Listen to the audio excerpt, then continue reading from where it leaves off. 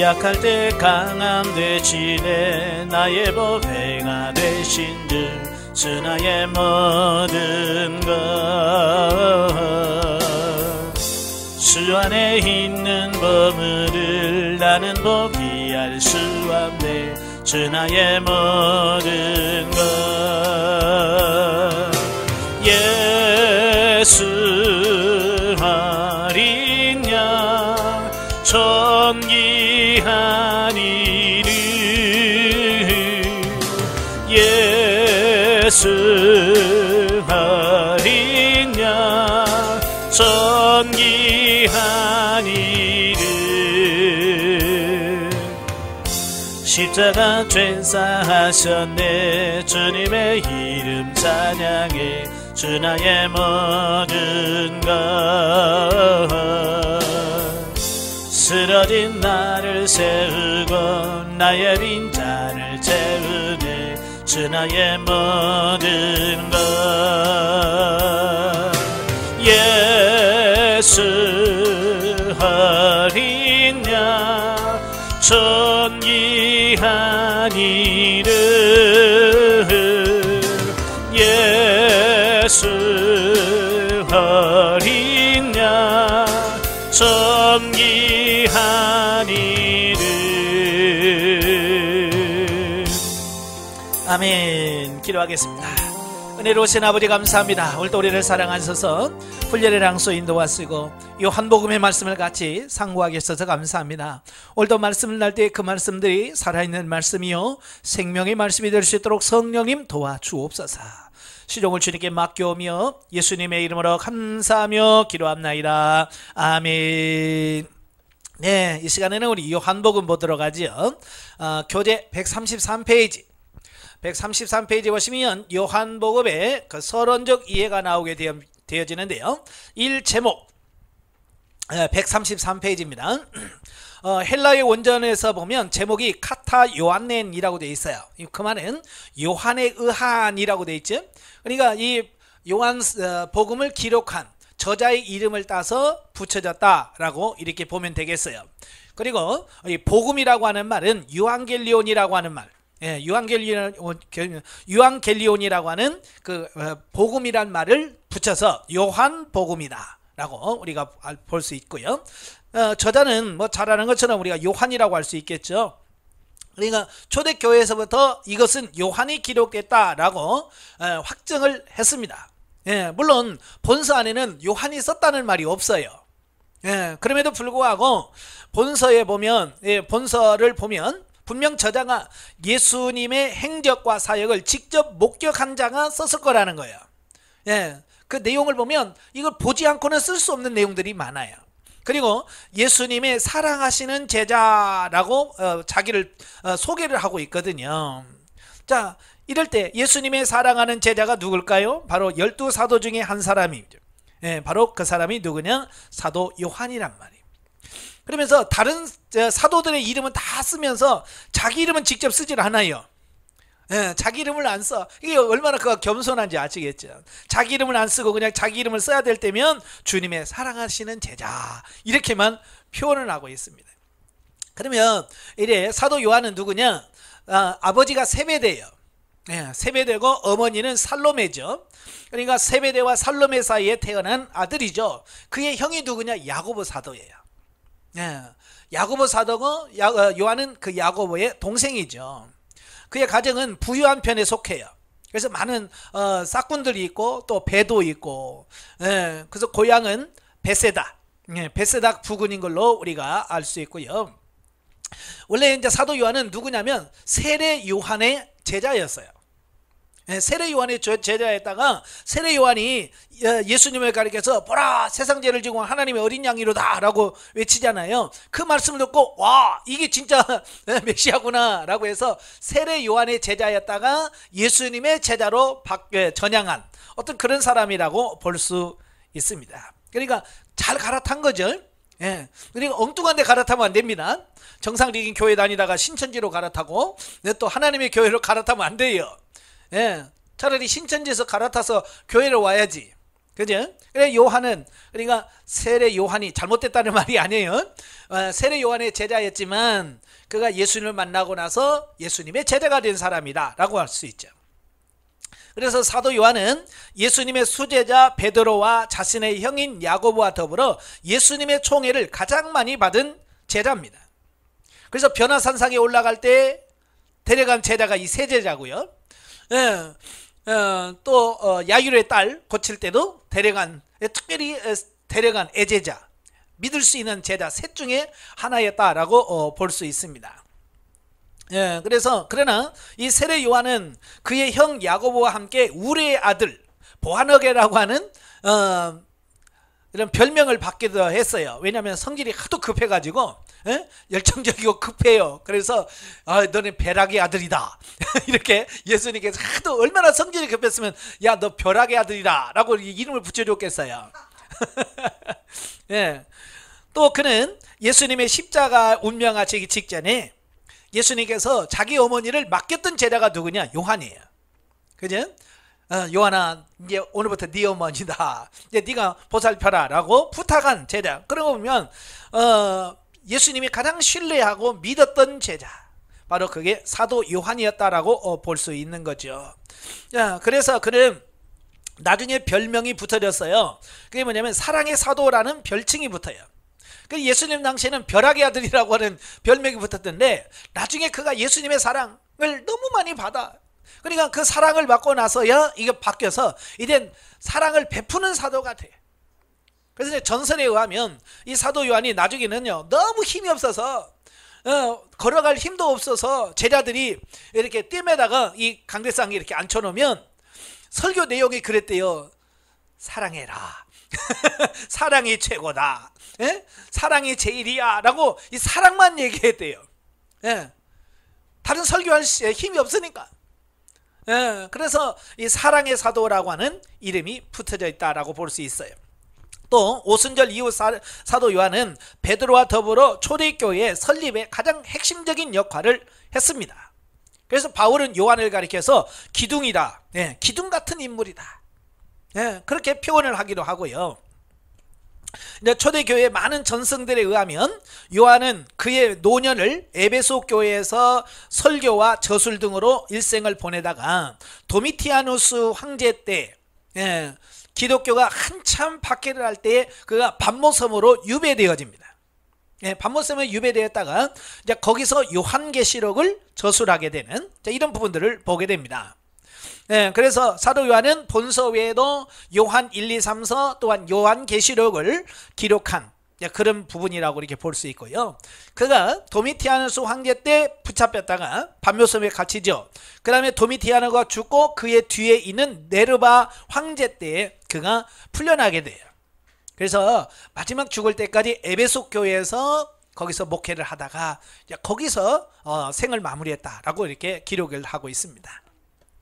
자, 그러면 이 요한복음은 언제 기록됐을까? 기록 연대와 기록 장소를 보면 본서의 기록 연대는 다른 복음서와 마찬가지로 확정하기가 참 어렵다라고 하는 거예요. 과연 언제 기록했을까? 그래서 대체적으로 학자들은 본서가 공관복음서가 서로 모두 기록된 후에 기록됐다는 데는 일치합니다. 그러니까 모든 공관복음, 마태, 마가, 누가복음을 우리가 공관복음이라고 하거든요. 이것이 기록된 뒤에 맨 마지막에 요한복음이 기록됐을 거다라고 하는 데는 다 일치를 해요. 그렇다고 보면 적어도 AD 70년 이후에 기록된 것으로 보아야 한다. 그런데 요한복음은요, 요한복음을 최초로 언급한 사람이 누구냐면 초대 교부 이그나티우스입니다. 바로 이그나티우스가 요한복음을 인용하고 요한복음을 요한이 썼다라고 기록을 하죠. 근데 그분은 AD 107년 혹은 117년경에 사망한 것으로 보아서 그 사람이 말했다면 그 사람이 죽기 전에 말했을 것이다. 그러니까 그 이전에 기록됐다라고 이제 보는 거죠.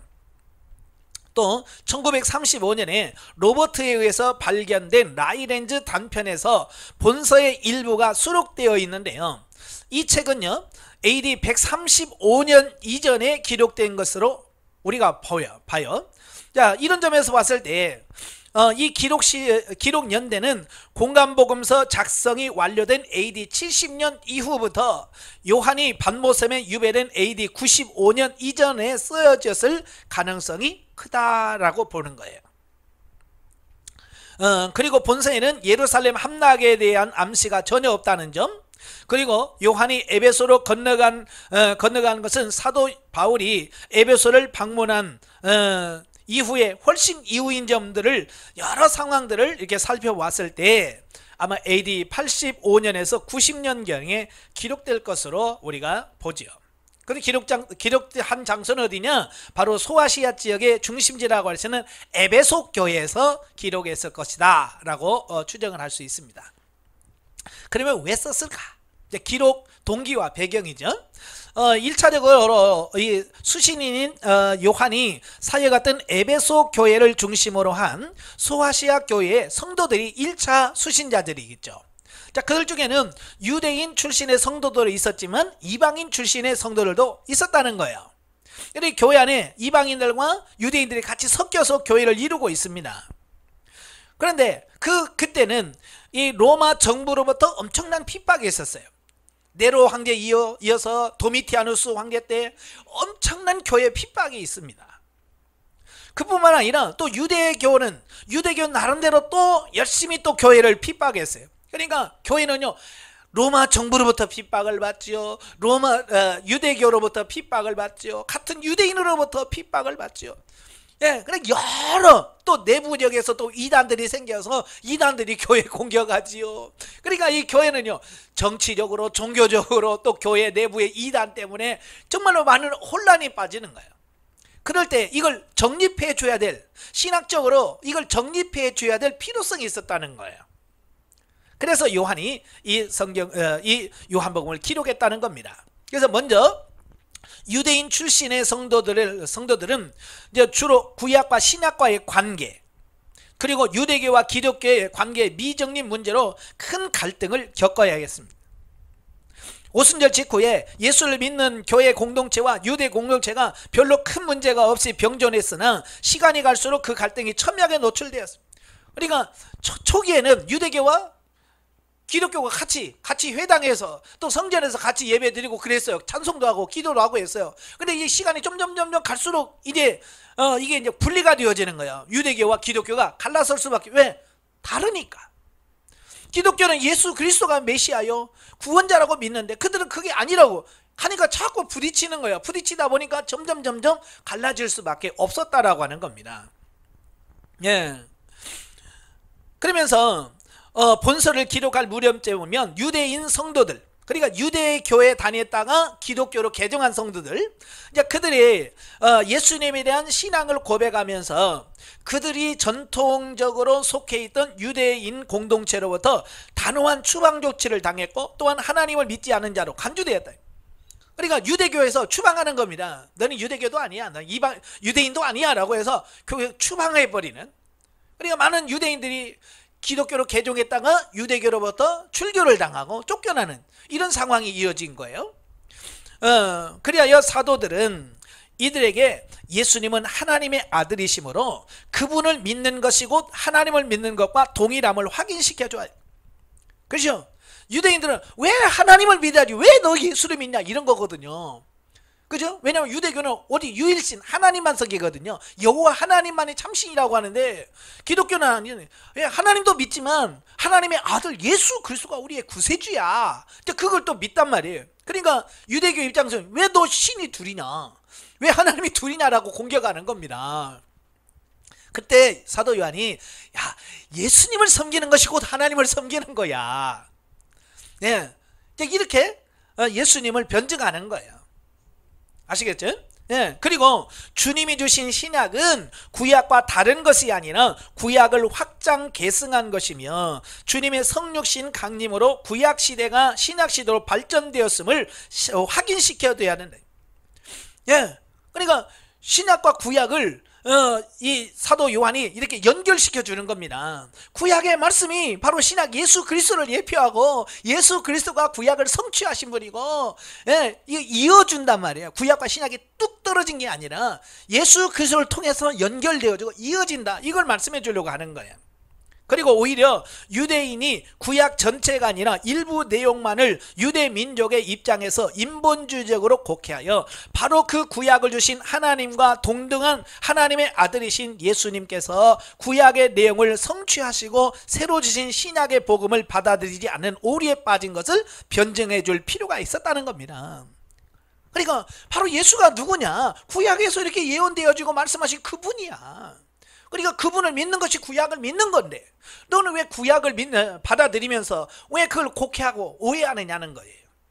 그래서 그걸 유대인들에게 설명해 줄 필요성이 있어서 바로 이 부분을 변증하기 위해서 요한복음을 기록한 거예요. 또 뿐만 아니라 이래 이방인들이 교회 안에 들어왔잖아요. 이방인도 교회에 들어오다 보니까 그들로 역시 또 혼란에 빠진 거예요. 왜? 자기들이 가지고 있던 그 신 섬기는 우상 숭배하고 이런 거에다가 갑자기 예수님을 섬기려고 하니까 이게 또 맞겠어요? 또 안 맞지요. 또 그들에서 이방 출신 성도들은 당시 로마 제국에 풍미했던 헬라 종교 철학의 한 유파인 영지주의자들로부터 주로 예수님의 절대적 신성에 대한 도전, 아니면 제2의 성자이시면서 타락한 죄인의 구주가 되시기 위해서 성육신하시어서 동시에 인간이 되셨던 주의 인성에 대한 도전에 직면해 있습니다. 그러니까 이방인이었다가 교회 온 사람들은 예수님이 하나님이셨다가 사람이 됐다는 걸 이해를 못하는 거예요. 어떻게 신이 인간이 될 수 있냐? 왜냐하면 그들이 가지고 있는 사고는 이해가 안 되는 겁니다. 그냥 그들은 신은 신인지, 그죠? 신은 신이고 인간은 인간인데 어떻게 신이 사람이 될 수 있냐? 이게 이해가 안 되는 거예요, 그들의 입장에서는. 그죠? 아마 여러분도 처음 신앙생활 안 하시다가 했을 때 많은 질문이 있을 거 아니에요. 왜 예수만 믿으려고 구원받지? 내가 뭐든지 열심히 부처를 믿든 뭐 믿든 그냥 열심히만 잘 믿으면 구원 천국 낙원 극락 갈 줄 알았는데 교회 오면 그게 아니라고 얘기하려면 왜지? 이런 의문이 있었어요, 없었어요? 없었어요? 그냥 처음부터 예수님 확 믿어지던가요? 대단한 믿음을 가지고 있는 거예요. 대부분은 그런 게 의심을 갖는다고. 왜 종교가 많은데 왜 기독교만 진리지? 라는 그런 의문점이 있는 거예요. 왜냐하면 그들은 원래부터 헬라 문학적인, 헬라 철학적인 사고를 가지고 배웠고 그렇게 살아왔기 때문에. 그래서 그들은 예수님이 하나님이라고 하는 사실을 부정하게, 사람일 뿐이고 하나님은 아니다. 또 어떤 사람은 뭐냐, 그냥 예수님은 하나님이지 사람이 아니야. 그래서 인성과 신성을 따로 분리를 해버리는 이런 시도가 교회 안에 있는 거예요.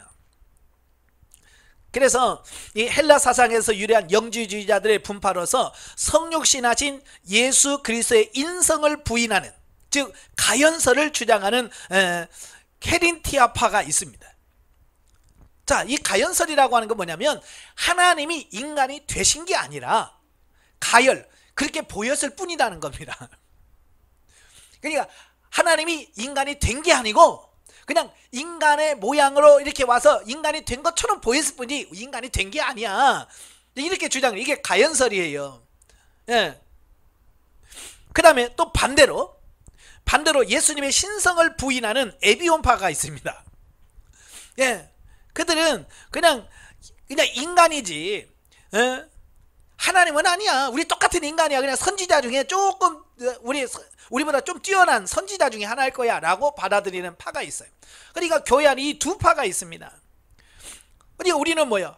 예수 그리스도는 완전한 하나님이시면서 또 완전한 인간이다, 우리는 신인 양성을 믿잖아요. 그죠? 이걸 거부하면 안 됩니다. 바로 오늘도 이단들이 이걸 신인 양성, 예수님의 신이고 또 인간이었다는 사실을 이렇게 거부하는 게 있는데, 이거 뭐 하나만 거부하면 이게 이단이 되는 거예요. 우리는 예수님은 누구냐? 하나님이시면서 또 완전한 인간이시다. 이 두 가지 신성과 인성을 믿으셔야 돼요. 자, 이렇게 볼 때 이 초대교회 당시 구약적 배경에 있는 유대 출신 성도들은 주로 우리 주님을 정점으로 한 구약과 신약의 관계, 또 하나님과 예수님의 관계에 대한 신학적 도전을 그리고 구약적인 배경이 전혀 없는 이방인 출신 성도들에게는 우리 주 예수님께서 동시에 가렸던 절대적 신성과 인성, 어느 한 부분, 곧 주님은 태초부터 세워진 구속의 원리에 따라 본래 이위 성자 하나님이시면서도 성육신하셔서 우리의 구주가 되신 신인 양성을 가졌다는 사실에 대하여 도전을 받고 있었음을 알 수 있다. 그러니까 이때 초대교는요, 아직 신학적인 이 교리가 정립이 안 돼 있어서 외부적으로도 공격이 있죠. 그래서 유대인들도 갈등하고 또 이방인들도 교회 들어왔다가 혼란에 빠지고, 그래서 굉장히 혼란스러운 어떤 그런 부분이에요. 그러니까 이런 부분들을 신학적으로 대답을 해줘야 될 필요성이 있는 거예요. 유대인들에게는 유대인들의 고민을, 그 다음에 이방인들에게 이방인의 문제를 해결해 줘야 돼요. 그래서 그걸 해결하기 위해서 본서를 기록했다라는 겁니다. 그래서 본서의 결론 부분에 해당되는 20장 31절에서 요한은 예수님이 하나님의 아들로서 성육신하신 우리 구주 그리스도이심을 변증하게 하여 본서를 기록했다라고 스스로 목적을 밝혀요. 내가 왜 이걸 썼냐? 예수 그리스도가 그리스도고 우리의 구세주라는 사실을 알도록 너희들로 하여금 믿도록 하려고 내가 이 성경을 썼다라고 목적을 밝혀요. 자, 이런 동기하에서 본서를 기록함에 있어서 요한은 공감복음서처럼 예수 그리스도의 공생의 사건들을 일일이 소개하기보다는 그 사건들 중에서 본서의 기록 목적에 적합한 사건만들을 선별해서 기록을 합니다. 예, 그리고 선별하여 기록한 사건들은 그 사건만을 독립하여 기록하지 않고 그 사건과 연결된 예수님의 가르침이나 혹은 요한의 신학적 해석을 병기시킴으로써 마치 본서는 공관복음서의 신학 해석서와 같은 인상을 준다. 이게 무슨 말이냐면요, 그냥 마태마가 누가 요한복음은 예수님께서 그냥 행하신 업적 이런 것을 그냥 기술을 해요. 그래서 예수님께서 오병이의 기적을 행하셔서 5,000명이 먹고 12광저리가 남았다, 여기만 딱 기록을 해요. 그죠? 근데 요한복음은 그걸 기록을 해요. 똑같이 기록하고 나서 왜 예수님께서 오병이의 기적을 베푸셨는지에 대한 해석이 나와. 그래서 쭉 나가면서 뭐라고 그래? 너희가 먹을 것을 찾기 위해서 나를 찾는구나. 그러면서 내가 생명의 떡이다. 나를 먹지 않으면 너희가 살 수가 없다. 그래서 예수님은 오병이의 기적을 얘기해서 단순히 우리의 배고픔만 채워내는 게 아니라 그걸 통해서 예수 그리스도가 생명의 떡이라고 하는 거, 그죠? 이걸 설명해 주고 있습니다. 그래서 이 공관복음을 신학적으로 이해할 수 있도록 만드는 책이 누구냐? 요한복음이에요. 그래서 요한복음을 반드시 읽어야 돼. 뭐 읽으셨겠지만 요한복음을, 이 공관복음, 마태마가, 누가 요한복음을 읽고 요한복음을 읽어야 이 전체를 신학적으로 우리가 바르게 볼 수 있는 눈이 열려지게 돼요. 자, 그런 측면에서 요한복음은 공관복음에 대한 보완이다. 네, 보완하고 있다. 부족한 부분을 채워주고 있다라고 볼 수 있는 겁니다. 또한 요한은 본서를 기록함에 있어서 유대인의 혈통으로 성육신하신 성자 예수 그리스도가 유대인들로부터 배척을 받아 십자가의 죽음을 당하셨으며 그로 인하여 예수 그리스도의 구속의 복음이 이방인들에게로 확장 전파되었다는 사실을 강조함으로써 예수 그리스도의 복음이 유대인에게서 이방인에게 옮겨지게 된 경위를 잘 보여주고 있습니다. 그래서 혈통이나 민족에 의해서가 아니라 오직 예수님이 하나님의 아들이 되시며 자신의 구주가 되심을 믿고 그분을 영접하기만 하면 누구에게나 하나님의 자녀가 되는 권세를 주셨다라고 하는 것을 밝힘으로써 1차적으로는 1차적인 독자들인 유대인 출신의 성도들과 이방인 출신의 성도들의 신앙을 더욱 고무시키고 있다는 거예요. 예. 유대인이나 이방인이나 다 예수 그리스도를 믿으면, 영접하면 하나님의 자녀가 되는 권세를 주셨대. 자, 이걸 설명하고 있는 거예요. 그래야 이방인들이 뭐 우리는 뭐야 이런 말 안 하잖아요. 그죠? 다 아멘 할 수 있는 거예요. 또 동시에 예수님이 본래 제2위 성자 하나님이시면서 성부 하나님에게서 보냄을 받은 그리스도이심을 구약 성경의 증거, 또 세례 요한의 증거, 예수님이 자신이 행하신 표적, 이런 수없는 증거들에도 불구하고 끝내 민족주의적 인본주의적 편견에 의해서 예수님을 배척한 유대인들의 불신과 그러한 불신에 가득한 유대인들에 대한 하나님의 필연적 심판을 거듭 강조함으로써 본서의 독자들의 불신을 강하게 경계함과 동시에 예수 그리스도에 대한 믿음을 강하게 호소하고 있다라는 겁니다. 자, 요한복음의 특징을 보면 요한복음은요, 기독교를 구약을 주신 하나님을 믿지 않는 그리하여 역사적 정통성이 없는 신흥 종교의 하나로 몰아붙이는 유대주의자들과 헬라 사상의 영향으로 예수 그리스도의 신성과 성육신을 부인하는 이방인들에게 기독교 진리의 절대성과 유일성을 입증하고 이들로부터 초대교회 성도들을 보호하기 위한 기독교 변증서다. 자, 이러한 이유 때문에 여러 가지 특징이 있는데요. 첫째, 예수 그리스도의 하나님 아들 되심과 예수님이 하나님의 아들 되심과 또 그의 신성, 그가 하나님이셨다는 신성을 강조하고 주님의 공생애를 외적 사건 자체로서가 아니라 거기에 담긴 신학적 의미를 보여주려는 의도에서 다루고 있다는 겁니다. 아까 설명드렸죠. 다른 공간복음은 예수님의 행적에 대한 기록이에요. 그렇지만 요한은 행적뿐만 아니라 거기에 신학적 의미를 부여한 이런 특징을 가지고 있다. 그 다음에 두 번째, 나는 뭐뭐뭐이다와 같은 예수님이 자기 선언이 있다는 겁니다. 그래서 뭐 나는 빛이다, 나는 문이다, 나는 너의 뭐 생수다, 뭐 이런 말씀을 계속 하시잖아요. 그래서 예수님께서 자기 자신에 대해서 나는 뭐뭐뭐이다 라고 하는 자기 선언들을 많이 해요. 그 다음에 문체가 간결하고 단순하여 독자들의 이해를 쉽게 합니다. 그래서 이해하기가 쉬워요. 그래서 처음 교회 나온 사람은 뭘 읽어야 돼요? 라고 말할 때 요한복음을 읽어보세요 라고 권면을 많이 하는 이유가 어렵지 않고 쉽게 설명해 놓았기 때문에 이렇게 이해하기가 쉬워요. 그래서 처음 교회 나온 사람, 오래 다닌 사람 말고 이제 처음 교회 나와서 성경 읽고 싶은데 뭐부터 읽어야 돼요? 라고 말할 때 예수 그리스도에 대해서 이해하기 쉽게 요한복음을 좀 읽어보세요 라고 권면하는 것은 도움이 됩니다. 자, 사건보다 대화와 설교 등 교훈 중심으로 기록되어 있다는 거고요. 다섯 번째, 구약 배경에 대한 이방인들의 이해를 돕기 위해서 주의 사역과 관련된 구약 성경의 인용이나 히브리인의 절기, 풍습에 대하여 꼼꼼히 기록하고 있습니다. 왜? 그래야 성경을 모르는 이방인들도 이해할 수 있으니까. 그죠? 제가 가끔 이제 설교할 때 보면 신앙생활 오래 하신 분들은 그냥 아브라함 그러면 다 알잖아요. 아브라함에 대해서. 그가 갈대아에서 부름을 받고 이렇게 한 거 다 아니까 뭘 얘기해도 다 이해가 돼요. 근데 처음 온 사람은 아브라함이 누구야? 그렇잖아요. 아브라함이 자식을 바쳤대, 왜 바쳤대? 뭐 이러면서 그걸 왜? 그렇게 이해가 안 되잖아요. 그러니까 그런 걸 할 때는 잘 설명을 잘 해줘야 되는 거예요.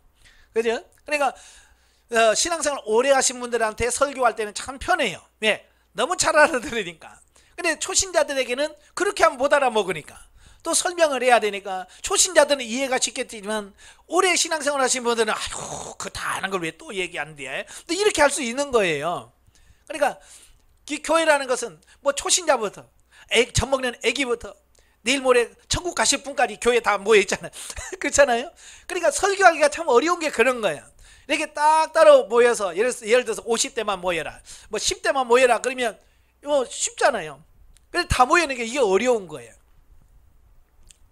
그래서 이런 부분들을 이방인이 모르는 부분들은 아주 자세하게 설명을 해주고 있어요.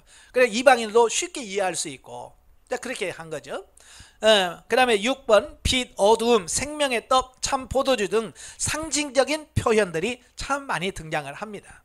그 다음에 7번 공간복음에 나타나지 않은 사건들이 많이 보도함으로써 공간복음서를 보완하고 있다. 그러니까 왜 마지막에 보면서 이 요한이 쓰면서 뭐 나머지는 안 써도 마태마가 누가복음에 다 써졌으니까 굳이 그걸 같이 쓸 이유가 없죠. 똑같이. 그래서 거기에서 말한 부분은 거의 생략을 해요. 그러나 신학적으로 아주 중요한 부분은 거기에 했어도 또 같이 씁니다. 특별히 뭐 오병의 기적이라든지 뭐 이런 부분들은 똑같이 다 써요. 왜냐하면 그건 신학적으로 굉장한 의미가 있기 때문에 그렇다라는 겁니다.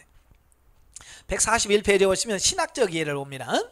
그 요한복음의 그리스도 기독론을 보면, 자, 요한은 우리의 구속주로 세상에 오셔서 십자가 순환을 당하시고 마침내 부활 승천하시고서 또 갓 세워진 교회의 머리가 되신 예수님이 바로 하나님의 아들로서, 즉 삼위일체 하나님 중 제2위 성자 하나님으로서 절대 신성을 가진 분이었다라고 하는데 초점을 맞춰주고 있습니다. 왜?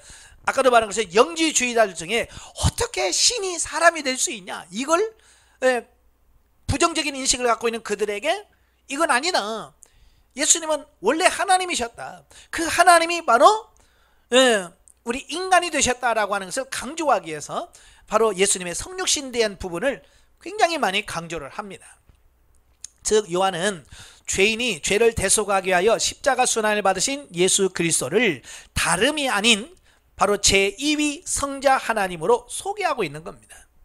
그리하여 이처럼 절대 신성을 가진 성자 예수님께서 우리 그리스도 곧 우리의 구주이니 주 안에서 구원은 절대 완전함을 강력히 암시하고 있습니다.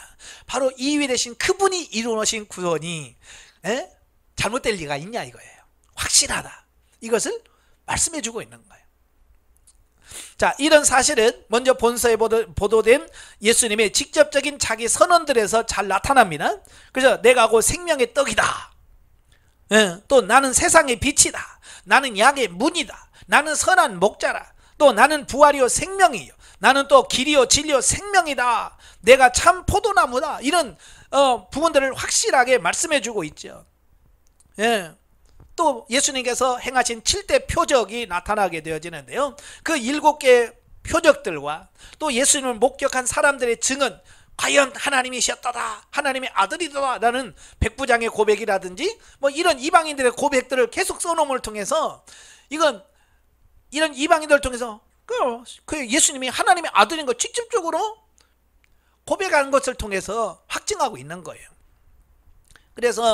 그리고 궁극적으로는 십자가 순환 후에 예수님의 부활 사건이 예수님의 신성을 확실히 입증하고 있다. 자, 한편 요한은 본래 제2위 성자 하나님이신 그분이 성육신 하셨을 때 완전한 인성을 소유했다는 사실도 강조합니다. 그러니까 사람처럼 보였다가 아니에요. 가연서를 지난 것처럼 그냥 우리가 볼 때 사람처럼 보였지 사람이 아니었어, 그냥 사람의 그 탈만 쓰고 있었어 라고 주장하는 그 가연설에 대한 부정이에요. 진짜 참 인간이 되셨다. 그래서 예수님께서 피곤하셨다, 그런 표현을 써요. 그 다음에 예수님도 목이 마르셨어요. 근데 예수님이 또 배고프셨어. 때로는 어때요? 눈물을 흘리셨어요. 때로는 민망히 여기셨습니다. 이런 것을 보면 확실히 예수님이 인간이셨다라고 하는 것을 보여주는 겁니다. 왜냐하면 하나님은 배고픔을 느끼겠어요? 하나님이? 하나님은 눈물을 흘릴 일이 뭐가 있어요? 그런데 예수님은 눈물을 흘리셨거든요. 왜? 참 인간이 되셨기 때문에. 결국 요한이 소개하고 있는 그리스도는 근본 제2위 성자 하나님으로서 아담의 타락 직후 세워진 인간 구속의 법을 세우신 삼위일체 하나님 중 한 분이신 동시에 그 법을 직접 성취하시기 위하여 성육신하사 완전한 인성까지 취하신 후 십자가 순환을 통하여 우리의 구속사역을 완성하시어 우리에게 절대적 구원의 보장을 주시는 능력과 사랑의 구주다. 이걸 증명하고 있습니다. 자, 그 요한복음의 구원론을 보시면 천국과 영생은 하나님의 아들이시며 그리스도이신 예수님을 믿고 그의 구속의 복음을 받아들일 때만 가능하다라고 하는 것을 말씀해 주고 있습니다. 자, 이건 그때 당시 유대인들은 뭐냐면 어떻게 구원받냐? 율법을 행하고 율법을 잘 지켜야 구원받는다고 하는 그런 구원론을 가지고 있어요. 그때 요한은 그게 아니야. 바로 우리의 구세주로 보내신 그 예수님을 믿고 그분을 따를 때 그게 구원을 받는다. 이걸 강조해주고 있는 이 부분이라고 볼 수 있지요. 그래서 누구든지 예수만 믿으면 구원받는다. 아시겠죠? 바로 이걸 요한이 강조하고 있는 겁니다.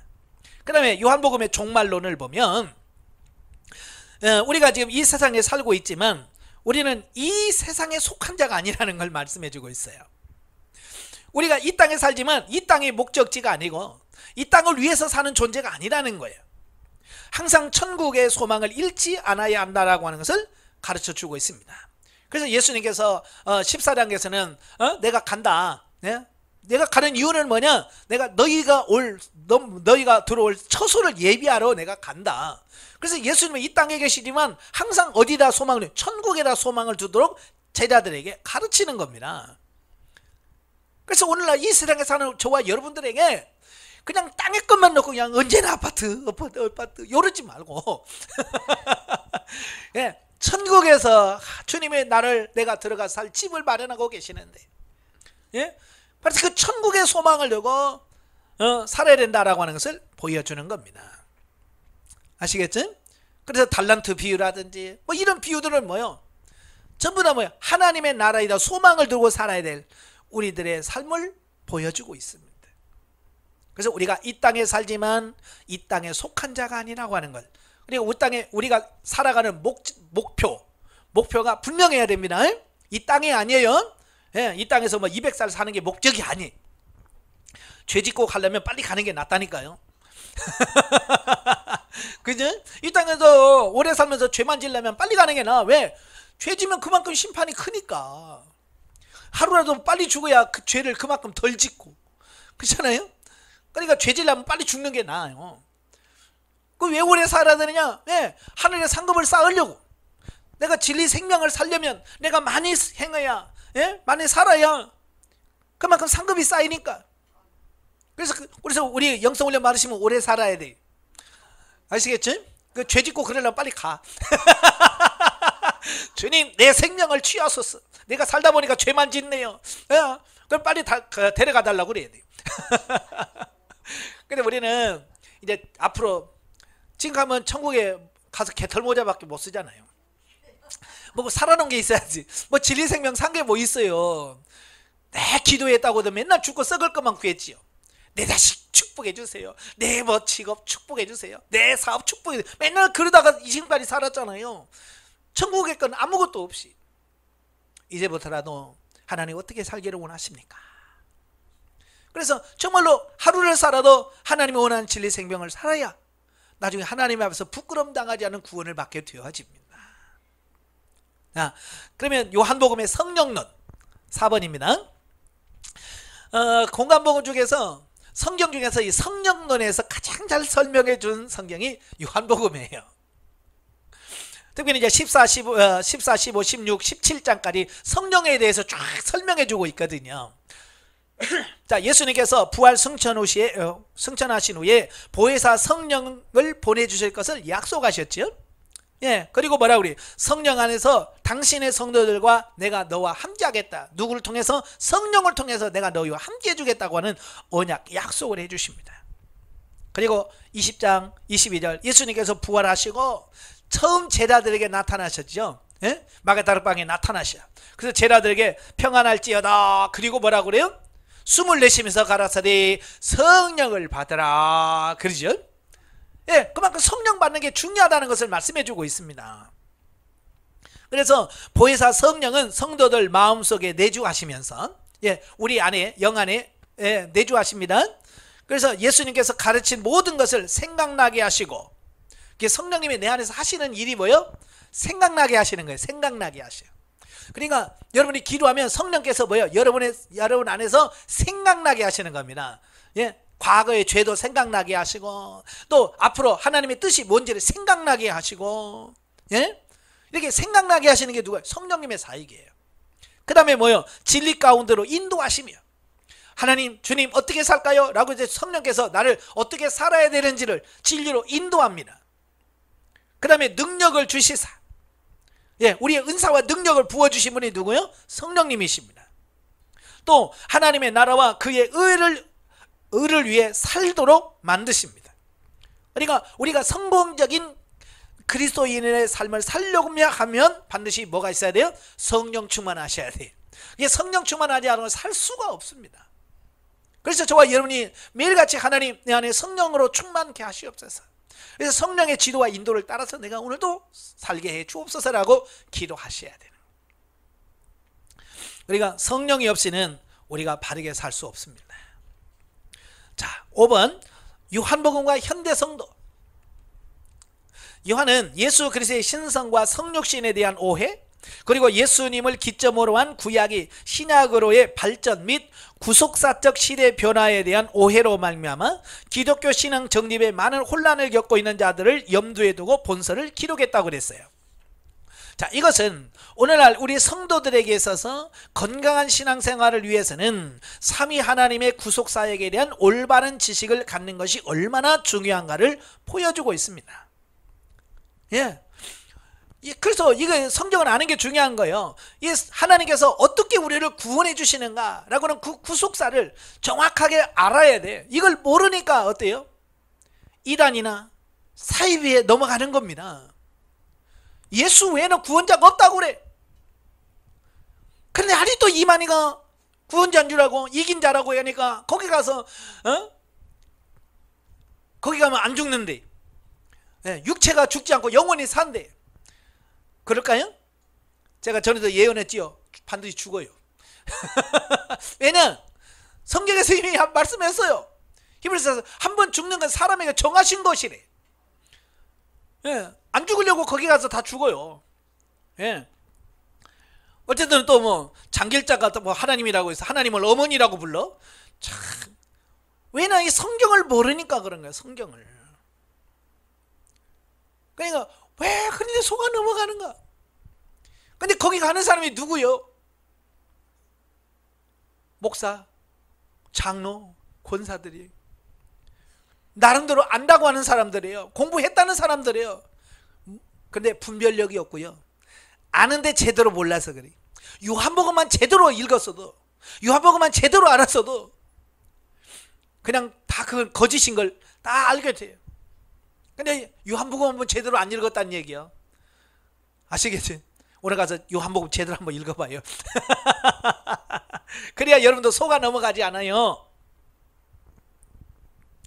그래서 이런 동기에 쓰여진 요한복음은 태초 아담의 타락 직후부터 세워진 구속의 법.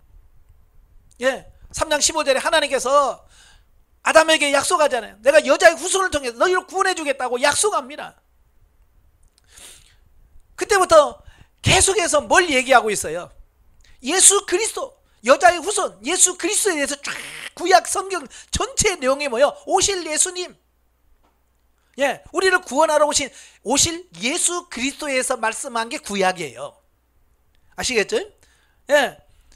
그래서 태초부터 종말까지 역사를 구약시대와 신약시대로 나눈 후 두 세대를 관통하여 예수 그리스도를 통한 구속의 법이 성취되게 하시어 그 구약과 신약의 기점에 예수님이 성육신 하시어서 오셔서 일단 구속사역의 성취를 내용으로 한 구약을 성취하신 후 다시금 구속사역의 최종 시련인 천국 구원에 대한 새 약속 곧 신약을 주시고 다시 역사가 이를 중심으로 세상 끝날까지 진행되게 하셨음을 보여줍니다. 그래서 구약은 뭐냐? 오실 예수님, 우리를 구원하러 오신 그 여자의 후손이 어떻게 올 거냐, 이게 구약이고, 신약은 뭐요? 오신 예수 그리스도가 사역을 통해서 이제 그가 완성할 하나님의 나라 천국을 어떻게 들어갈 것이냐, 이걸 신약과 구약을 통틀어서 예수 그리스도를 통해서 역사를 쫙 설명해 주고 있습니다. 그러니까 이 예수 그를 통해서 구약과 신약을 관통할 수 있는 이런 눈이 열려져야 돼요. 그래야 속지 않아요. 그러니까 신천지라든지 이단들은 그들은 3시대론을 주장합니다. 3시대론. 3시대론이 뭐냐면 시대를 세대로 구분하는 겁니다. 구약시대, 신약시대, 지금 계시록시대, 어떤 사람은 종말론 시대, 이렇게 얘기를 해요. 근데 시대를 딱 쪼개요.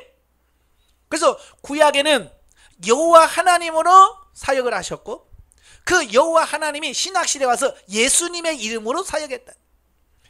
우리가 믿는 성경에서 말하는 그거하고 전혀 달라요. 그게 이만희가 주장하는 거예요. 그 다음에 지금은 뭐냐? 계시록 시대다. 그래서 지금은 계시록의 계시를 정확하게 이해하고 전파하는 사람이 지금 사는 시대다. 이렇게 주장을 해요.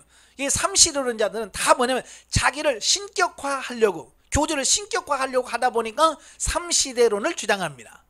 그래서 문선명이라든지 박태선이라든지 유희열, 그다음에 권신찬, 이만희, 또 안상홍 다 뭐냐면 이 삼시대론을 주장을 해요. 왜? 삼시대론 주장을 해야 마지막 때 지가 신이 되니까. 아시겠죠? 그 속으시면 안 돼요. 우리는 뭐냐, 구약시대에 태초에 하나님만 계신 게 아니에요. 여호와만 계신 게 아니에요. 태초에 천지를 창조하실 때 성부, 성자, 성령의 사역이 시작이 돼. 아시겠죠?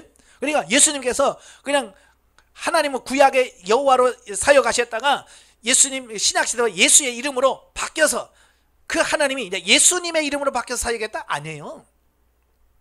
이미 삼위일체 하나님은 창세 전부터 같이 하셨어요. 그래서 창세기에 보면 우리가 우리의 모양을 따라 사람을 만들고, 그래서 우리가라고 하는 뭐예요? 삼위 하나님을 말하는 거예요. 삼위 하나님. 성부 하나님께서 세 분이 앉으셔가지고 이 인류 구속에 대한 계획을 다 짜시는 겁니다. 예. 그래서 하나님께서 계획을 하셔. 그러면 예수 그리스도께서 말씀으로 성취하시는 거예요. 그래서 예수 그리스도가 말씀이잖아요. 그래서 빛이 있으라. 그럼 빛이 생기는 거야. 그래서 천지 창조를 누가 하시느냐? 예수 그리스도가 말씀으로 창조하시는 거예요. 그리고 예수님은 2000년 전에 태어난 게 아니요, 이미 선재하셔. 언제? 태초 전에, 창세 전에. 그리고 여호와의 신이 수면 위에 운행하셨다. 이미 성령님도요, 구약 그때 같이 계셨어요. 단지 이래 그 역사 진행 과정상 구약에서는 주로 성부 하나님께서 역사를 하셔요. 그렇다고 해서 예수님이 사역 안 하시는 게 아니에요. 예수님도 구약시대에 나타남십니다. 예, 그래서 다니엘에게 인자의 모양으로 나오기도 하시고, 또 여호와의 사자의 모양으로 나오기도 하시고, 예, 또 성령님은 뭐요? 신에 감동하셨다. 그렇죠? 예, 계속 성부, 성자, 성령님의 구약으로 계속 일하셨어요. 그러나 주로 여호와 하나님의 사역이 드러지게 나타나요. 그럼 신약시대 오면 예수님만 사역하십니까? 아니에요. 삼위 하나님도 여전히 사역하셔요. 예수님이 이 땅에 오셨잖아요. 자, 예수님이 세례받죠? 세례받아요. 자, 물에서 세례받고 올라오신 예수님이 계시죠? 성자 2위. 그 다음에 하늘에서 이는 내 사랑하는 아들이여 내 기뻐하는 자라 말씀하시는 성부 하나님의 사역. 그 다음에 비둘기같이 그 위에 임하시는 성령의 사역. 바로 이 사역이 뭐예요? 예수 그리스도의 그 세례받는 사역에 성부, 성자, 성령의 사역이 다 포함되어 있는 거예요. 근데 이걸 몰라. 삼위일체를 이걸 모르는 거예요. 그러니까 이만희가 삼시대를 주장하면, 오 그래요? 구약의 여호와, 그 다음에 신약의 예수, 그 다음에 지금은 종말론 시대는, 계시록 시대는 이만희, 이 구원자가 이렇게 바뀐다라고 해도 삼일체를 모르니까 그런가 보다 그런단 말이에요. 사실 삼위일체론은 쉬운 게 아니에요. 그렇지만 성경에서 분명히 말씀하고 있기 때문에 우리가 믿으셔야 돼요. 아시겠죠? 예. 그러니까 태초부터 구속 성취까지를 쭉 말씀해 주고 있습니다. 자, 그리고 무엇보다도 이러한 구속의 법과 크게 신구약을 나누어지는 구속사적 경륜의 성취를 위해 오시는 우리 주 예수님은 외면적으로는 인성을 가진 인자, 사람의 아들입니다. 그러나 구속의 법과 구속사적 경륜의 법을 직접 입법하신 삼위일체 하나님의 한 분이신 성자 하나님으로서 절대 신성을 가진 분임을 보여준다. 예, 여기 다 설명하잖아요. 제가 아까 설명드렸어요. 예, 처음에 인간을 이 세상을 창조하실 때 삼위 하나님께서 같이 하셨어요. 구속을 다 계획하셔서 같이. 아시겠죠? 예, 그걸 얘기하고 있어요. 또한 요한은 성부 하나님께서 독자 예수님을 희생제물로 내어놓으시기까지 택한 백성을 사랑하셨다는 사실과 누구든지 예수 그리스도를 구속의 복음을 믿는 자들에게는 구원과 영생을 선물로 주셨다는 사실을 증거하고 있다라고 하는 겁니다. 그래서 오늘날 이 시대에 사는 우리들에게 주시는 교훈이 뭐냐? 첫째, 성부 하나님께서 세우신 주님의 사역으로 구속의 근거는 이미 완성되었으나 이미 오고 오는 세대의 모든 택한 자들, 곧 주의 구속의 공로를 입어 구원받은 자들이 주님의 구속의 사역의 은혜를 깨닫고 회개하여 구속의 은총을 실제로 누릴 자격을 갖출 때까지 충분한 시간을 얻기 위하여 주의 구속 사역의 궁극적 시련은 이 세상 끝날까지 유보되었다라고 하는 겁니다. 예, 그러니까 이런 거예요. 예수님께서 이미 천국을 이루어 놓으셨어요. 그죠? 완성해 놨어요. 그런데 뭐요? 아직 천국에 들어갈 자가, 예, 구원자가 충만한 수가 되지 않아서 지금 유예하시는 거예요. 그러니까 천국을 들어갈 때까지, 천국의 숫자가 충만한 수가 찰 때까지 어때요? 보류하시는 거예요. 자, 이런 거예요. 자, 아파트를 새로 지었어요. 그래서 분양을 하죠. 분양을 해서 1차 분양 언제까지 마감한다 그랬어요. 그런데 예를 들어서 1000세대가 들어가야 되는데 500명밖에 지원 안 했어요. 언제까지 했는데 500명밖에 지원했어. 그 500세대는 비어있는 거야, 절반이. 그러면 날짜 지났으니까 이제 빈집으로 놔둘 거야, 이런 사람 있어요, 없어요? 없어요. 뭐예요? 추가 모집. 추가 모집을 해요. 언제까지? 다 찰 때까지. 2차 모집에서 또 100명 와서 아직도 400비었는데 그러면 3차 모집, 그래서 또 그것도 아니면 4차 모집 해가지고 찰 때까지 계속 모집하는 거예요. 이게 뭐냐면 지금 예수님이 왜 못 오시느냐? 예, 천국에 지금 그 수가 차야 돼. 천국에 지금 예수님께서 지은 집이 다 분양이 돼야 되는데 아직 다 분양이 안 됐어요. 그래서 지금 분양할 사람을 모집하고 있는 중인 거예요. 그래서 우리는 뭐냐? 이미 예수님께서 이루어 놓으신 천국과 아직 완성이 되지 않은 그 사이에 우리 중간에 끼어 있는 거예요. 그래서 이미와 아직이라고 하는 긴장 상태에 우리가 지금 들어있는 겁니다. 그래서 한편은 내가 천국을 소유한 자고 천국의 맛을 보기도 합니다. 그렇죠? 그렇다고, 그러나 아직 우리는 완성이 안 됐기 때문에 여전히 아직도 아픔이 있고 눈물이 있고 슬픔이 있는 거예요. 근데 영원한 천국에 가면 그게 뭐야? 눈물도 없고 슬픔도 없고 아픔도 없잖아요. 예. 그러면서도 어때요? 우리는 또 행복해. 왜? 천국의 맛을 보니까. 이 두 가지가 지금 우리 안에 지금 살고 있는 이 시대를 지금 말씀해 주고 있습니다.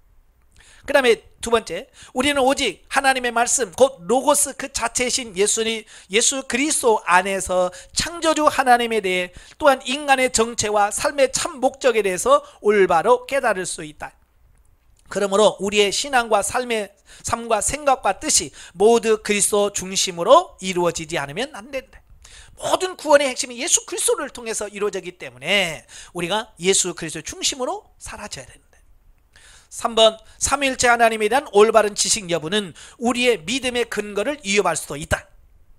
왜냐하면 모든 이단들이 바로 이 삼위일체로부터 출발합니다. 예. 삼시대론부터 시작을 해서 예수 그리스도의 인성과 신성을 구정한다든지 뭐 이런 곳에 다 이단이 출발하거든요. 그래서 삼위일체에 대한 교리를 정확하게 하는 게 중요하다. 네 번째, 예수 그리스도 안에서 참 삶의 풍성함을 발견하고 누려야 한다. 예수 그리스도는 양으로 하여금 생명을 얻게 하고 더 풍성히 누리게 하시는 참 목자다라고 하는 것을 보게 됩니다. 그러니까 이건 뭐냐? 우리가 예수 그리스도 안에 있을 때 우리가 참 안식과 만족을 누릴 수 있다. 이걸 말씀해 주고 있습니다. 다섯 번째, 하나님 우리를 사랑하신 것처럼 우리도 먼저 하나님을 사랑하고 또 그만큼 이웃을 사랑해야 된다는 거 우리에게 말씀해 주고 있고, 여섯 번째, 성령 충만하여 예수께서 주신 복음 전파의 사명을 잘 감당해야 된다는 거. 또 일곱 번째, 세상에서 안일한 삶을 살지 않고 항상 천국을 소망하는 삶을 살아야 된다는 것. 그 다음에 포도나무 줄기를 중심으로 모든 가지가 서로 연결되어 있듯이 모든 성도는 예수 그리스도 안에서 하나가 되어야 된다는 것. 이런 것들을 지금 오늘 이 시대에 살고 있는 저와 여러분들에게 교훈하고 있습니다. 자, 구속사적 예를 보죠. 본서는 글의 시작부터 매우 신비롭게 시작이 됩니다. 그래서 요한은 메시아와 성령의 사역을 구체적으로 현실적으로 기록을 합니다. 태초부터 계시고 만물을 지으시고 말씀으로 이 땅에 오신 예수 그리스도에 관하여 잘 담고 있습니다. 그래서 메시아신 예수님께서는 거듭남에 대해서 말씀하시고 또 성령을 받으라 라고 제자들에게 말씀하셨죠. 또 성령을 통하여 거듭남의 역사가 일어나게 되고 생수의 강이 흘러넘치며 이루다 되시는 그분이 우리와 함께 거하시겠다라고 말씀을 하고 있습니다. 보혜사 성령님이 오시면 죄와 의와 심판에 대하여 세상을 책망하실 것이다 라고 우리에게 말씀하시고 우리를 모든 진리 가운데로 인도하실 것임을 설명해 주고 있습니다. 네, 구약에서부터 우리에게 새 언약을 약속했어요.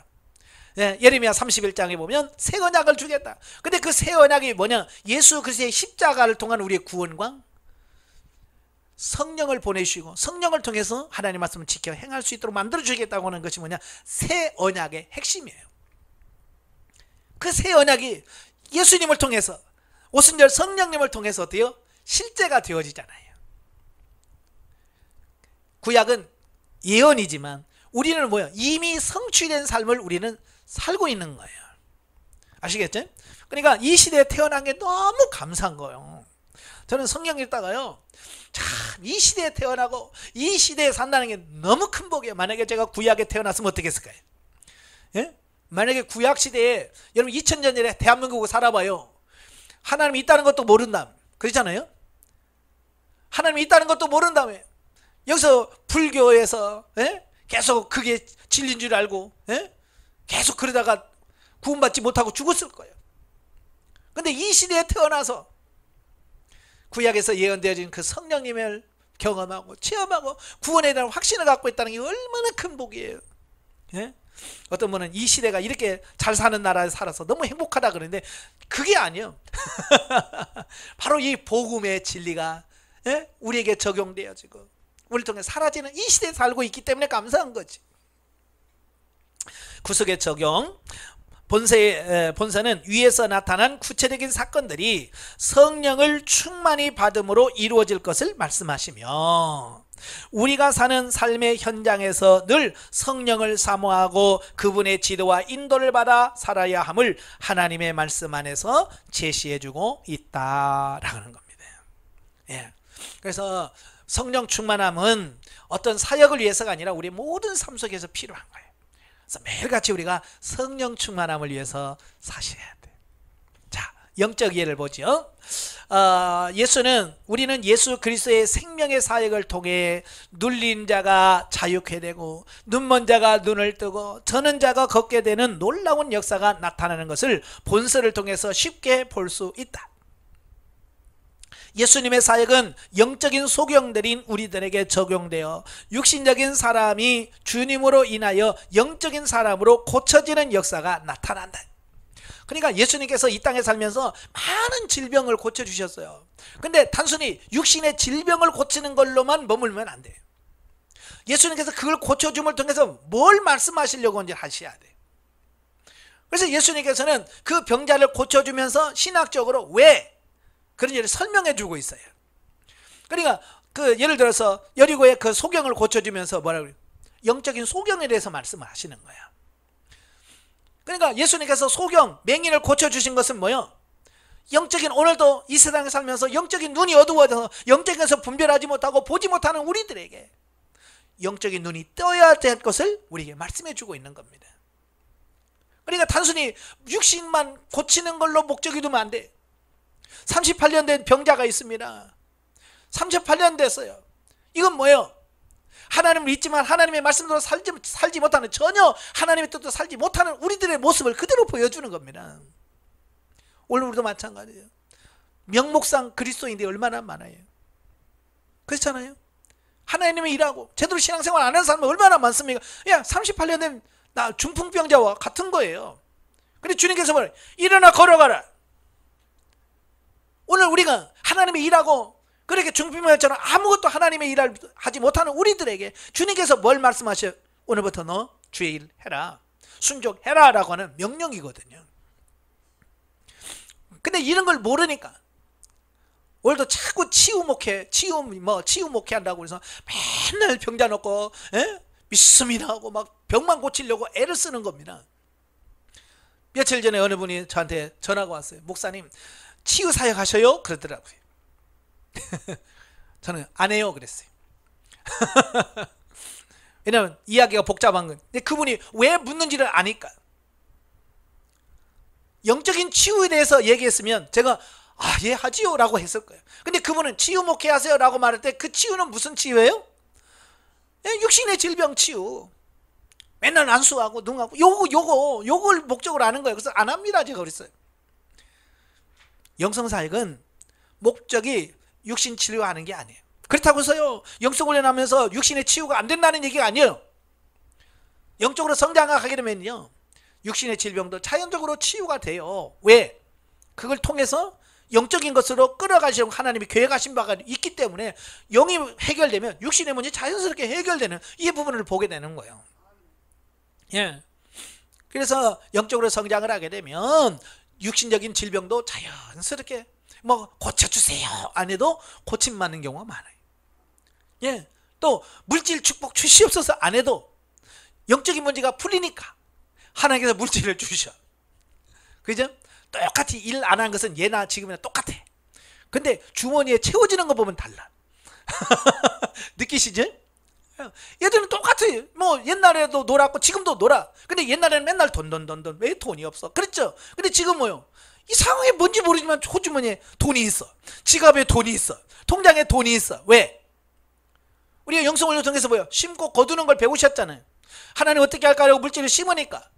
그죠? 심으니까 그게 거두어져서 채워주시니까 어때요? 똑같은 상황에도 불구하고 내게 채워지는 것을 경험하게 되는 거예요. 이게 남의 얘기가 아니라 오늘 우리들의 삶이에요. 우리들의 모습이고요.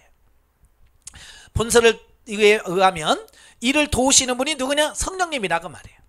중생, 성화, 내주하심의 역사가 성령을 통해서 일어나죠. 그러므로 우리는 성령을 통해서 영적 실제를 경험할 수 있게 되며 날마다 그분의 인도에 따라 예수님을 닮아가는 영성의 삶을 살아가야 한다는 것을 예수님께서 가장 사랑하시는 제자 사도 요한을 통해서 말씀하고 있습니다. 여러분, 영성은 출발하면서 성령으로 출발하고 성령으로 진행하고 성령으로 마치는 거예요. 그러니까 성령의 역사가 없이는 영성은 불가능. 아시겠지? 그래서 제가 여러분들에게 5시간씩 기도하라고 하는 이유가 뭐예요? 예? 기도해서 뭐 능력 받아가지고 뭐 기적 일어나는 건 아니에요. 기도하면서 성령님을 내 안에 충만했을 때 그 성령을 따라 행할 때 나의 삶이 바뀌어 다 되어지는 것을 보게 돼요. 성령 충만하셔야 돼요.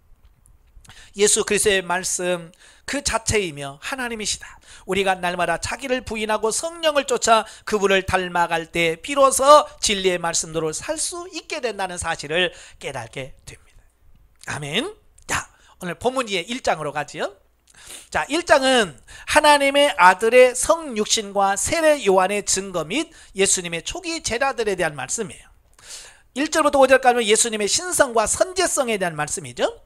자, 요한복음의 전체 서론이라고 할 수 있는 그 1장, 오늘 본 단락은요, 신성을 가지신 예수님의 역사를 초월한 선제성을 강조하심으로써 예수님의 복음 사역이 인간 구원을 위한 신적 권위로 행하신 대우주적 사역임을 암시해주고 있다라는 겁니다.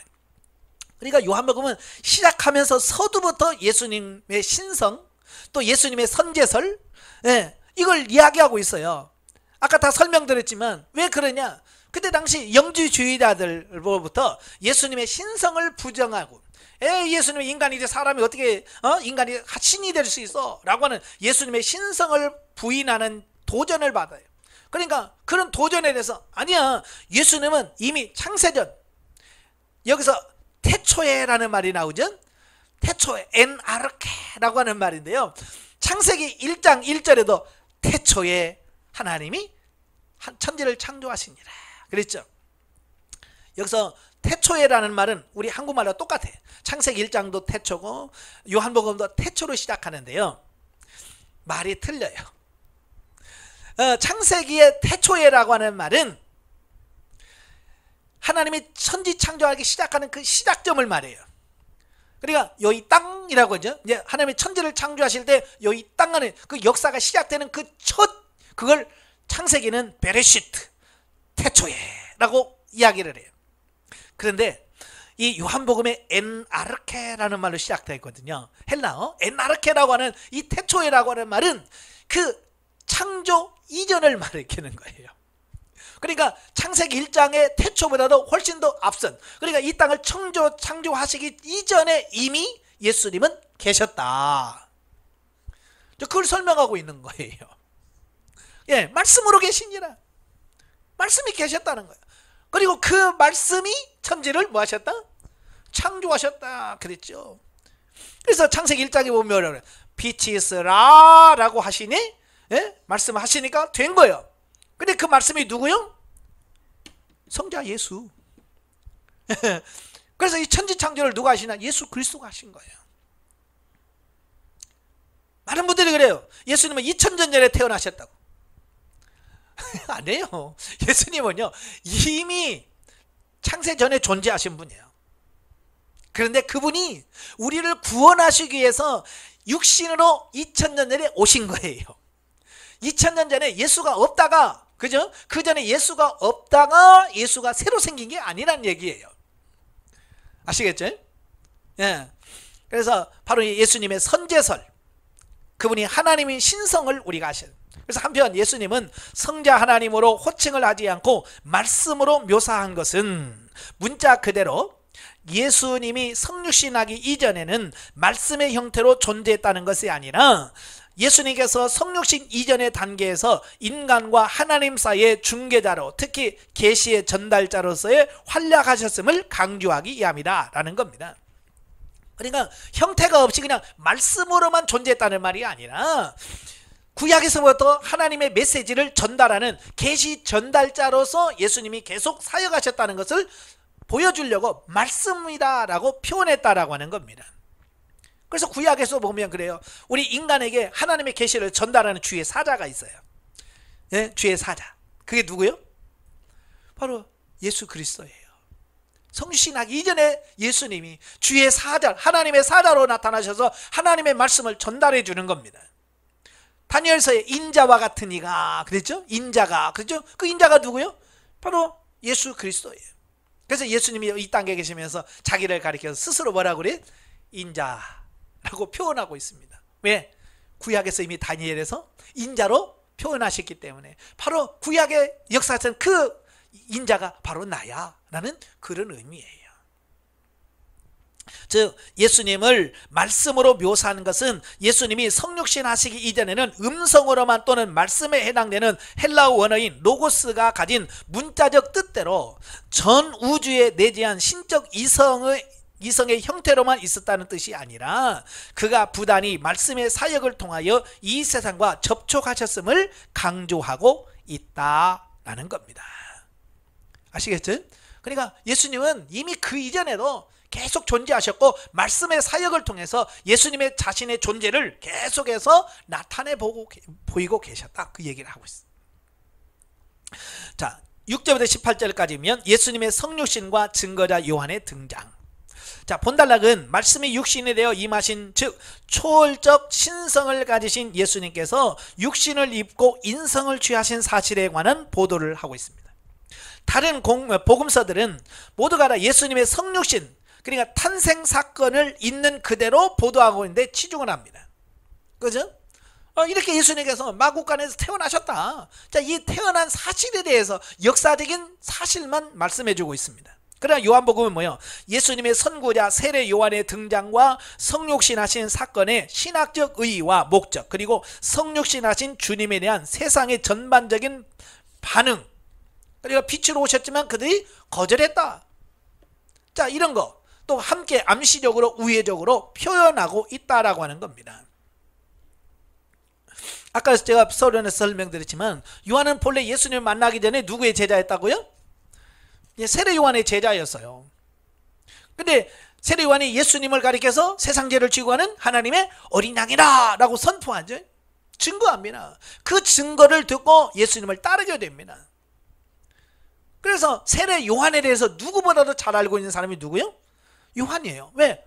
자기가 스승으로 모시고 살았던, 섬겼던 적이 있었기 때문에 그 세례 요한에 대해서 잘 안단 말이에요.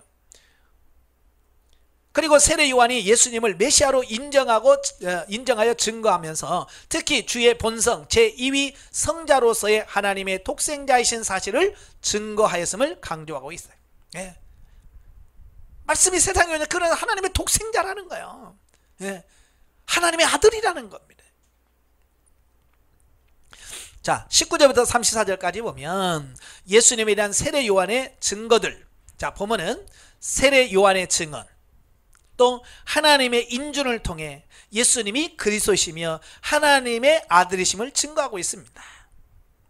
세례 요한은 먼저 메시아의 도래를 선포하는 가운데 이사야 40장 3절의 말씀을 인용하여 그리스도의 길을 예비하는 선구자로서의 자신의 사명을 밝히 증거하고 있습니다.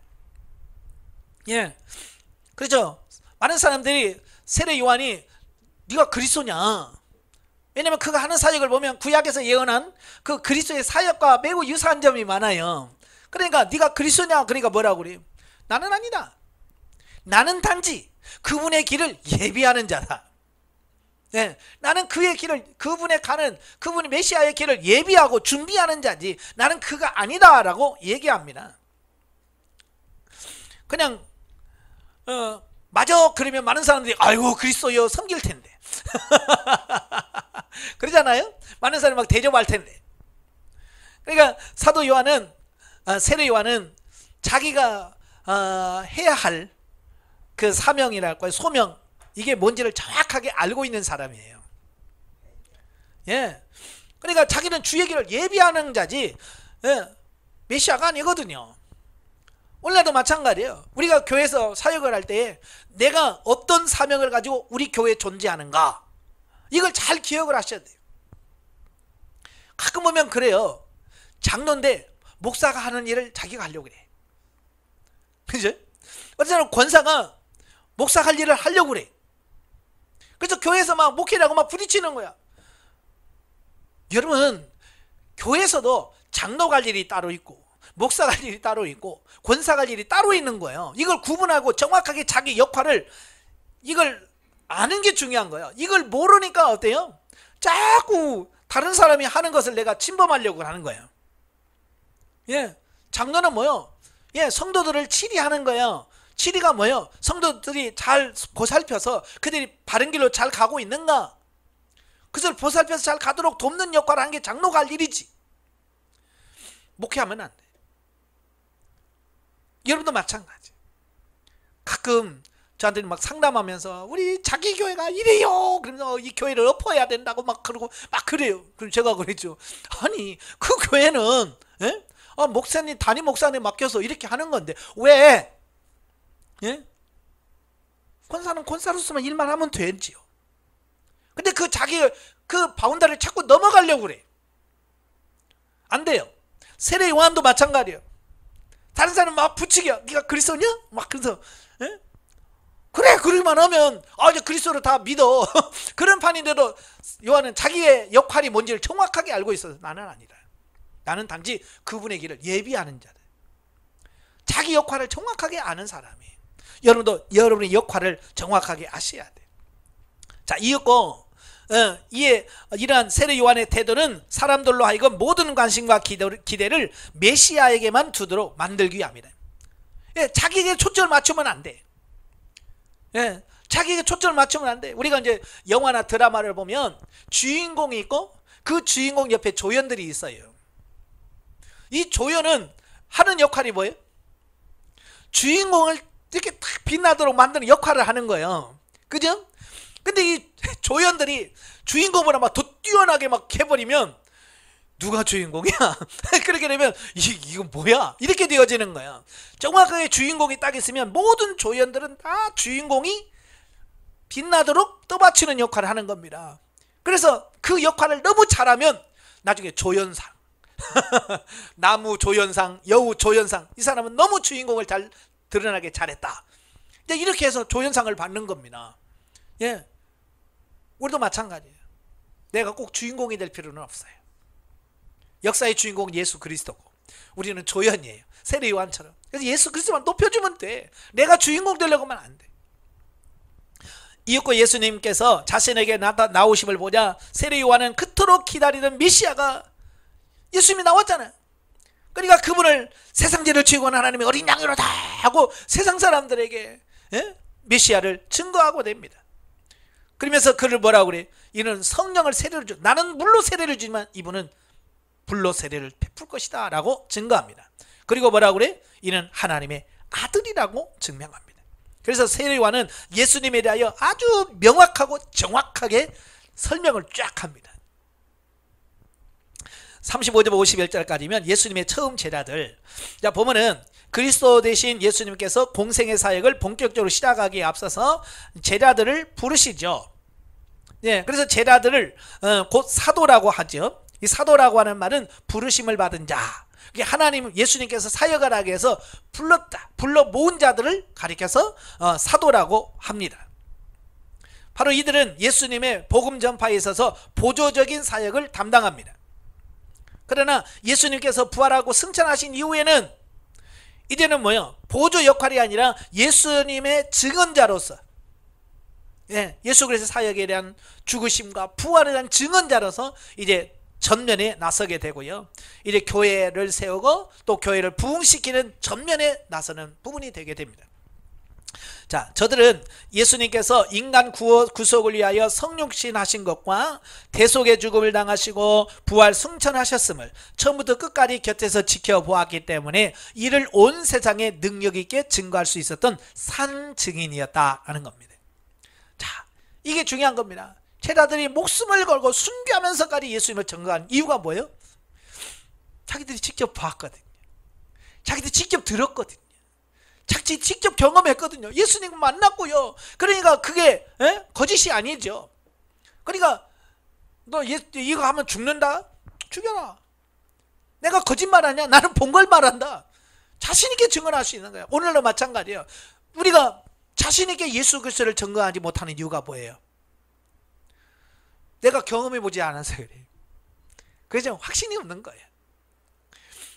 그러니까 너 예수 믿는다면 죽이고 너 예수 안 믿는다면 살려줄게. 그러면 알았어. 안 믿을게. 이런단 말이에요. 왜? 내가 예수님을 직접 만나지 않았기 때문에. 여러분 기도하시면서 주님을 직접 만나시길 바라요. 아시겠죠? 그래서 먼저 35절 42절에 안드레와 요한과 시므온이 부름받은 사실을 언급하고 있습니다. 이들 가운데 두 제자가 세례 요한의 제자들이었다는 점을 밝히고 있습니다. 안드레와 요한은 요한의 제자였어요. 세례 요한의 제자였어요. 그러니까 그가 만나고 나서 안드레는 그의 형인 베드로를 초청하고 요한은 그의 형인 야고보를 예수님께로 인도합니다. 자, 아시겠죠? 근데 형제들을 다 인도해요. 그래서 그들은 예수님의 제자가 되고 초대교회에 엄청난 일을 감당하는 일꾼으로 세워지는 이런 부분들을 보게 되어집니다. 자, 그리고 다음 날에 이 빌립과 나다나엘이 부름을 받는 장면을 언급해요. 자, 여기서 주목해야 될 것은 예수님을 따르게 된 안드레와 빌립이 각각 시몬 베드로와 나다나엘을 예수님에게로 인도했다는 점입니다. 그러니까 안드레는 그 베드로의 동생이거든요. 그러니까 자기 형한테 내가 메시아 만났어. 그래서 메시아 따라야 돼 라고 하고 그 친구인 빌립을 전도하고서 빌립이 예수님 만나고 나니까 자기 친구가 생각나는 거야. 친구가 누구요? 나다나엘이. 근데 나다나엘 가서 말하죠. 야, 내가 메시아를 만났다. 그러니까 누군데? 그러죠. 그래서 나사렛은 예수라다. 그러니까 뭐라고 그래 나다나엘이? 야, 그 나사렛 족구석에서 무슨 선한 것이 나오냐? 안 나와. 메시아는 베들레헴에서 난다고 그랬어. 왜? 자기도 알고 있거든요. 그래서 안 믿는 거예요. 여기서 중요한 게 뭐냐? 나만 구원받으면 안 돼요. 아시겠죠? 이렇게 내가 구원받아서 다른 사람에 전파해야 되고요. 증거해야 되는 거야. 근데 나다나엘 같은 사람은 만날 수 있어요. 예수가 무슨 예수 믿나고 내 차라리 내 주먹을 믿어라. 이런 사람도 만날 수 있어요. 자, 그럴 때 어떻게 해야 돼요? 일단 가보자. 그래서 예수님을 만나게 합니다. 예수님 만났을 때 예수님께서 내 속에 네가 참 이스라엘 사람이구나. 네 안에 거짓이 없구나. 그러니까 나다는 깜짝 놀라는 거. 아니 언제 나를 안다고? 그러잖아요. 그러니까 뭐라 네가 무화과나무 아래에 있을 때 내가 이미 보았다. 그 무화과나무 아래에 있을 때가 뭘 때요? 기도할 때거든요. 이스라엘 날씨가 더워요. 그래서 이 태양빛이 굉장히 세요. 그래서 기도할 때 보통 보면 나무 밑이나 큰 나무 밑에 그늘 밑에 가서 기도를 많이 하거든요. 그러니까 나다나엘이 메시아를 기다리면서 사모하는 마음으로 기도하고 있을 때 주님은 이미 그를 만나셨던 거예요. 근데 나다나엘은 뭐요? 자기가 가지고 있는 편견 있잖아요. 그리스도는 나사렛에서 그런 데서 안 나와 라고 하는 자기 편견, 고정관념 이런 것 때문에 예수님을 거부하게 돼요. 오늘도 마찬가지예요. 영성을 소개하면 대부분의 반응이 뭐예요? 그래, 그런 사람은 없어요. 에이, 미쳤다. 그런 거 이렇게 한다고. 왜? 자기가 가지고 있는 고정관념, 편견에 사로잡히니까 그래요. 만나시면 달라집니다. 그런 나다나엘도 예수님 만나고 나니까 뭐라고 그래요? 정말 당신은 하나님이십니다. 예, 만나야 변화가 나타납니다. 예, 자, 영적이에 보죠. 나다나엘이 예수님을 알기 전에 예수님은 무화과 나무 아래에 있던 그를 먼저 발견하시고 그에게 구원을 베푸셨고 제자로 부르셨다. 이와 마찬가지로 주님은 우리가 하나님을 떠나 있을 때에도 우리를 돌보고 끊임없이 구원의 길로 인도하신다. 어떤 처지에 있든지 구원의 감사가 넘치는 영적인 삶은 영혼의 기쁨이 넘침으로 고난도 이길 수 있게 됩니다. 여러분이 나다나엘을 부르셨던 그분이 여러분을 부르셨고요. 이 훈련을 받게 하셨습니다. 잘 통과하셔서 정말 하나님 나라의 귀하게 쓰임받는 일꾼 되시기를 주님으로 축원합니다. 기도하겠습니다. 은혜로우신 아버지, 참으로 혼탁한 세상에 주의 복음을 전하기 위해서 사도 요한이 이 요한복음을 기록합니다. 오늘 이 시대를 바라보면 너무 영적으로 혼탁합니다. 이 시대의 요한복음의 말씀이 바르게 인식되어져서 우리가 정말 우리의 구세주신 예수 그리스도를 바르게 알고 바르게 믿을 수 있는 우리가 되어지게 하옵소서. 예수님의 이름으로 감사하며 기도합나이다. 아멘. 하나님께 드립니다.